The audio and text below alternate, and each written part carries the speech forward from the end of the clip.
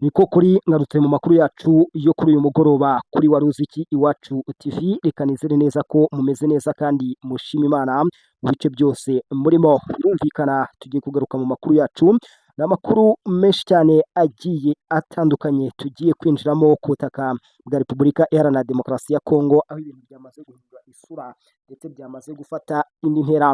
FARDC, Wazalendo, FDNB bahereje pasi kambi ku rwego rudasanzwe inyeshyamba za AFC M23 nk'uko tugiye kubirebera hamwe ku butaka bwa Repubulika Iharanira Demokarasi ya Kongo. Amakuru yacu araza kwibanda ku ngingo z'amakuru atandukanye. Turarebera hamwe ibice byinshi byafashwe n'igisirikare cya Repubulika Iharanira Demokarasi ya Kongo, ariko turareba igitero cy'amateka mu Minembwe ku kibuga cy'indege cya Minembwe Airport, ahashwanyagurijwe indege y'inyeshyamba za AFC M23 ku buryo budasanzwe. Si ayo makuru gusa turi buze kugenda tugarukaho, turagaruka no ku yandi makuru agiye atandukanye ari kuvugwa hirya no hino ku isi. Kanda subscribe, share, comment, like, ukande no kukazogera, dukomeze kugenda tubana gatanu kuri gatanu. Mu by'ukuri mu masaha y'igicamunsi nibwo humvikanye ibitero by'indege bidasanzwe mu mujyi wa Minembwe, by'umwihariko ku kibuga cy'indege cya Minembwe Airport hano hafi na Kaziba.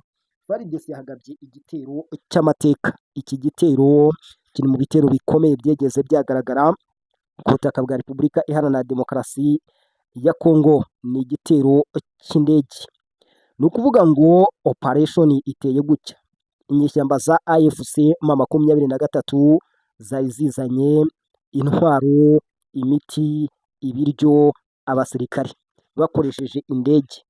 Iyi ndege yaparitse ku kibuga cy'indege cya Minembwe Airport ahazwi nka Kaziba. Mu by'ukuri ni ku isaha y'isaa 12:16 za mu gitondo kuri uyu munsi wa Pasika.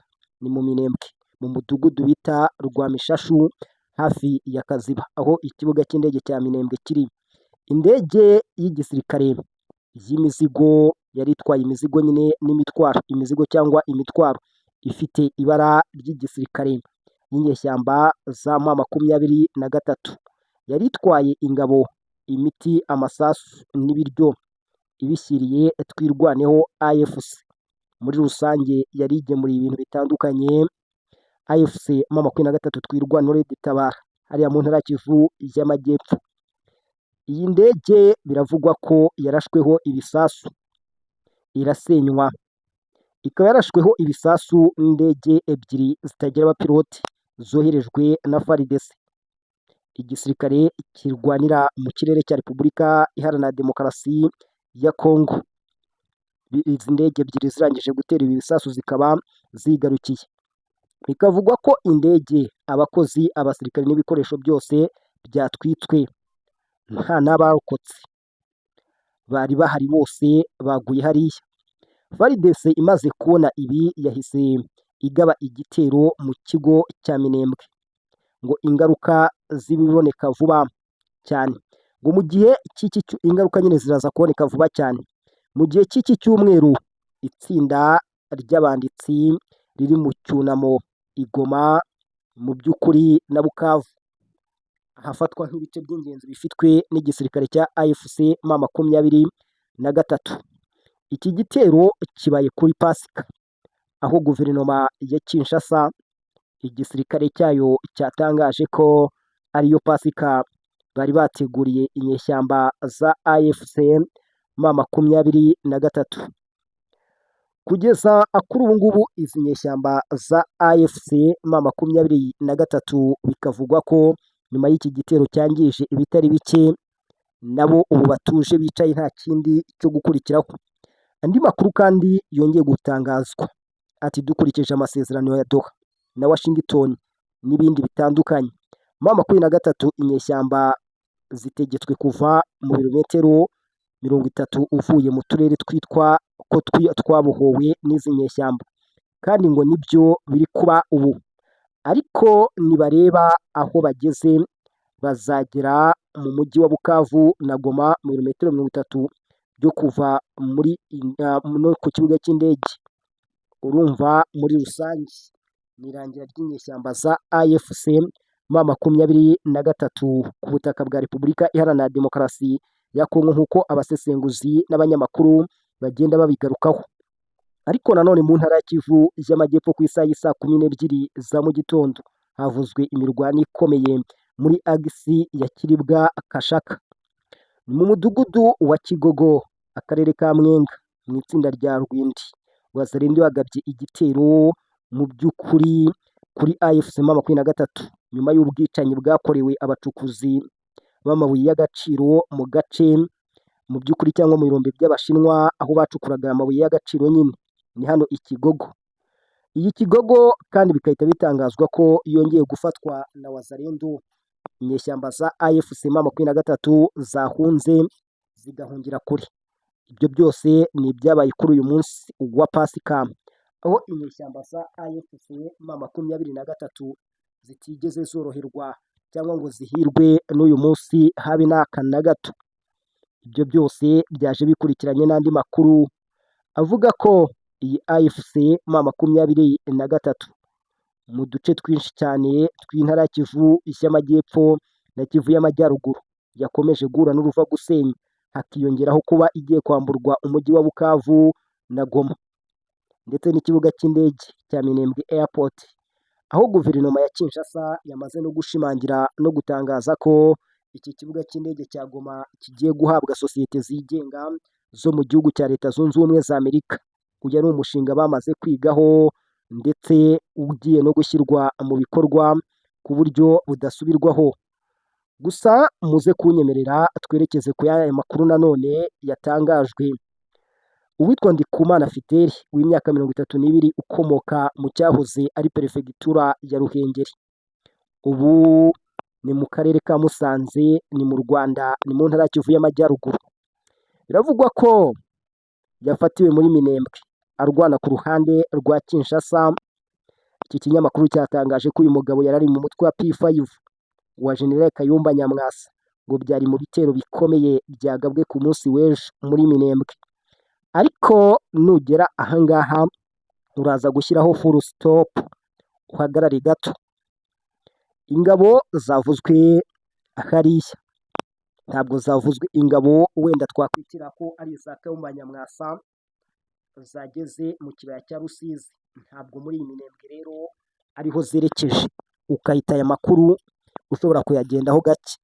Gusa iki kinyamakuru cyakomeje kivuga ko ngo ni nyuma y'uko bigaragaye ko hari abasirikari 5,000 bamaze gusoza imyitozo ya gisirikare yakorewe mu gihugu cy'u Burundi, aho uyu mutwe wageze muri DRC ukakirwa na Leta Nyamurasa uzwi ku izina rya Shaki cyangwa Alexis, umwe mu banyamurenge batifatanyije na AFC M23 cyangwa twirwaneho, mu by'ukuri bagahitamo kwifatanya na guverinoma ya Kinshasa. Uyu Nyamurasa akaba ari nawe uyoboye umutwe wa Gumino. Uyu mutwe nawo ukaba urwanya inyeshyamba za AFC M23 ku buryo bukomeye. Kugera kuri ubu ngubu amakuru menshi akavuga ko cyangwa agashimangira ko inyeshyamba za AFC M23 zikomeje guhura n'uruva gusenya kandi zikomeje guhura n'akaga gakomeye mu bice bitandukanye mu ntara ya Kivu y'Amajyepfo na Kivu y'Amajyaruguru. Ngo abagabo bacu barimo kwizihiza Pasika ku mirambo y'inyeshyamba za AFC M23 n'inshuti zabo. Ingabo za Wazalendo na FARDC zashoboye kwigarurira imijyi myinshi nyuma y'imirwano ikomeye irimo Muramvya, Mugeti, Kajembwe. Koloneli Mitabo wo muri AFC M23 yatorotse ariko aracyashakishwa. Aya ni amakuru nanone aturuka ku mirongo y'imbere ku rugamba. Itoroka ry'abasirikare benshi mu nyeshyamba za AFC M23 muri iyi minsi ririmo riratangazwa ku buryo bukomeye kandi ku buryo budasanzwe. Amakuru agashimangira ko iyi AFC M23 irimo igenda ihura n'ibibazo bikomeye cyane, naho makoro yagaye abereye ijambo rya Trump ngo ntabwo ari mwiza kandi ntafite inshingano nziza. Emmanuel Macron yagaye ku magambo ya Trump amusebya ngo ni ishyirahamwe rye. Ni nyuma y'uko perezida wa Leta Zunze Ubumwe za Amerika yatse ubufasha perezida birumvikana w'Ubufaransa Emmanuel Macron, akamubwira ko agaba ibitero muri Iran atamugishije inama, maze Macron akavuga ko Emmanuel Macron n'ubundi nta bufasha bwe kandi akubitwa n'umugore. Muri Minembwe nyuma y'isenywa ry'ubwato cyangwa ndege nababwiye bw'imizigo bya gisirikare, ngo FARDC yagabye igitero gikomeye ku mujyi wa Minembwe. Imibare y'abaguye mu ntambara ngo ntabwo iratangazwa, ariko ingabo za Repubulika Iharanira Demokarasi ya Kongo ngo zanyuze mu mirongo y'abanzi, ngo byagombye kumenyekana ko FARDC yagabye ibitero ku mpande nyinshi muri iyi ntara ya Kivu y'Amajyepfo ku buryo budasanzwe. Ubu ni AFC M23 irimo igenda iririra mu myotsi nyuma y'uko itakaje byinshi kuri ubu butaka bwa Repubulika Iharanira Demokarasi ya Kongo. Ni AFC M23 wavuga ko ibyayo ku butaka bwa Kongo mu by'ukuri bitarasobanuka neza kuko bikomeje kugenda nabi. Ngo kimwe n'ibindi bihugu byinshi byateye imbere, DRC izigarurira imicungire y'ikibuga mpuzamahanga cy'indege cya Goma. Gusa ngo amasosiyete yigenga yo muri Amerika niyo azaba ashinzwe kugikoresha, kikazakomeza kuba umutungo wa DRC. Ngo bikwiye kumenyekana ko ibibuga by'indege bikomeye ku isi ibyabikorera ku giti cyabo n'iby'abikorera ku giti cyabo, nk'uko ubu ngubu bitangazwa na guverinoma ya Kinshasa, yamaze kugaragaza ko iki kibuga cy'indege cya Minembwe Airport na Kopolito cya Goma Airport kigomba kuba kiri mu maboko y'ingabo za guverinoma ya Kinshasa, ariko kigahabwa n'abikorera ku giti cyabo. Ni mu gihe kandi andi makuru yatugezeho arashimangira ko ingabo z'u Rwanda RDF zafashe umwanzuro wo kwandikira no kumenyesha Perezida Donald Trump ko u Rwanda rufite uburenganzira bwo gucunga imipaka yabo no gucunga umutekano nyine kuri iyo mipaka, ko ibihano babafatiye bitakuraho ingamba z'u Rwanda zo gucunga umutekano ndetse no kugenzura imipaka yabo. Ni mu gihe Amerika, umwe mu basirikare babiri bo mu ndege ya AF-15E yahanuwe hejuru ya Iran, yarokowe neza n'ingabo za Amerika nyuma y'intambara ikomeye, nk'uko amakuru menshi yemewe abyemeza.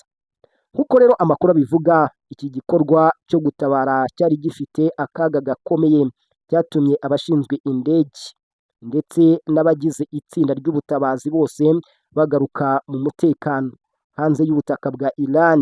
Bikaba byaragaragaye bumwe mu butumwa bw'ubutabazi bukomeye mu myaka ibarirwa muri za mirongo ishize.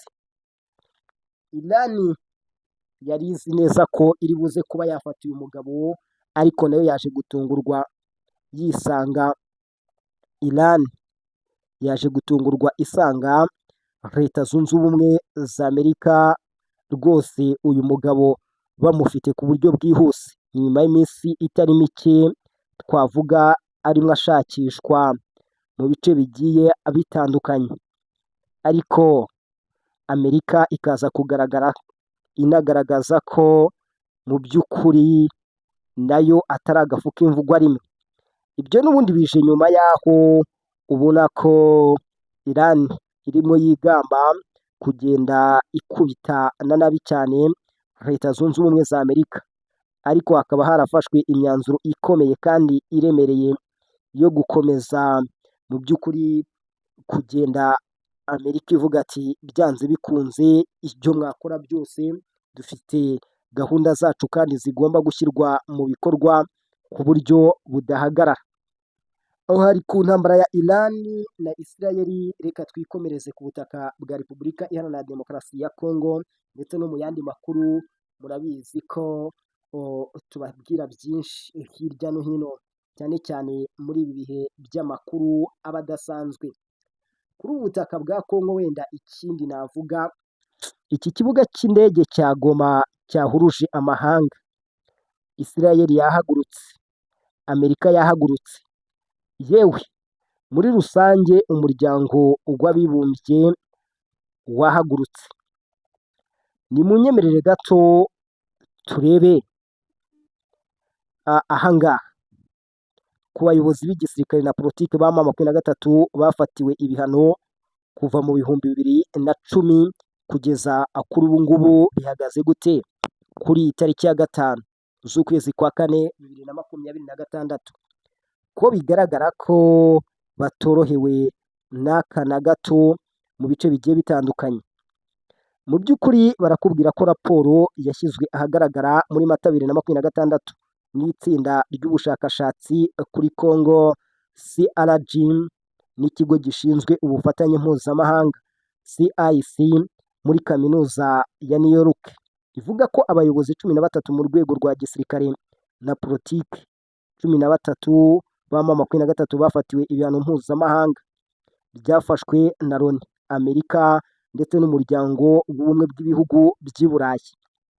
Kuva mu Gushyingo n'Ukuboza 2012, umugaba mukuru w'ingabo wa M23 General Sultan Emmanuel Makenga yafatiwe ibihano na Loni, Amerika n'Uburayi kubera kurenga ku cyo bise amategeko mpuzamahanga arengera ikiremwamuntu. General Baudouin Ngaruye, kamanda w'akarere ka mbere k'ibikorwa, na Innocent Kayina wigeze kuba umuntu ukomeye muri uyu mutwe, bakatiwe ibihano nk'ibyo. Kuva icyo gihe Colonel Innocent Zimurinda, umuyobozi w'icyicaro gikuru, yafatiwe ibihano na Loni kuva mu Ukuboza 2010 n'umuryango w'ubumwe bw'ibihugu by'i Burayi. Kuva icyo gihe ndetse Amerika kuva muri Mutarama 2013, Corneille Nangaa, umuhuzabikorwa wa AFC, yafatiwe ibihano bwa mbere na Amerika muri Werurwe 2019 nka perezida wa komisiyo y'amatora ya Kongo kubera guhungabanya inzira y'amatora muri demokarasi. Hanyuma nanone afatirwa ibihano muri Nyakanga 2024 kubera uruhare nk'umuyobozi wa AFC. Umuryango w'ubumwe bw'ibihugu by'i Burayi nawo wamufatiye ibihano muri Nyakanga 2024. Bertrand Bisimwa, umuyobozi wa politiki wa M23, yafatiwe ibihano na Amerika muri Nyakanga 2024, ndetse n'umuryango w'ubumwe bw'ibihugu by'i Burayi muri Werurwe 2025 nawo wamufatiye ibihano. Muri Werurwe kandi 2025 abandi bayobozi 5 bafatiwe ibihano n'umuryango w'ubumwe bw'u Burayi, barimo Desire Rukomera ukuriye gushaka abayoboke no kwamamaza, Colonel John Imani Nzenze ukuriye iperereza ry'igisirikare, na Jean Bosco Nzabonimpa Mupenzi, umuyobozi ushinzwe imari, Joseph Musanga Bahati, guverineri wa Kivu y'Amajyaruguru washyizweho na M23, na Justin Gaceri Musanga, kamanda wa zone. Harimo kandi Benjamin Mbonimpa, umunyamabanga mukuru wa AFC M23, akaba na muramu wa Makenga, wafatiwe ibihano n'umuryango w'ubumwe bw'u Burayi muri Nyakanga 2024. Colonel Wiringoma wahoze ari umuvugizi akaba n'umuyobozi w'ingabo muri M23 yafatiwe ibihano na Loni muri Gashyantare 2024, ndetse n'umuryango w'ubumwe bw'u Burayi muri Mata 2024. Yishwe ku itariki 24 Gashyantare 2026 mu gitero cy'indege zitagira abapiloti hafi ya Rubaya muri Kivu y'Amajyaruguru. Abo bose kandi ndakwibutsa ko mu by'ukuri uko bakabaye bose aka kanya bakatiwe ibihano by'urupfu na guverinoma ya Kinshasa. Gusa bamwe bahigwa bukware, abandi barahunga, abandi mu by'ukuri barihishahisha. Navuga ko ubuzima babayeho cyangwa uburyo babayeho buri mu kaga gakomeye. Sinzi ikizakurikiraho cyangwa ikizaba kuri AFC M23. Reka amakuru yacu nyasoreza aha ngaha, mbifurize gukomeza kugubwa neza n'amahoro y'Imana. Amakuru yacu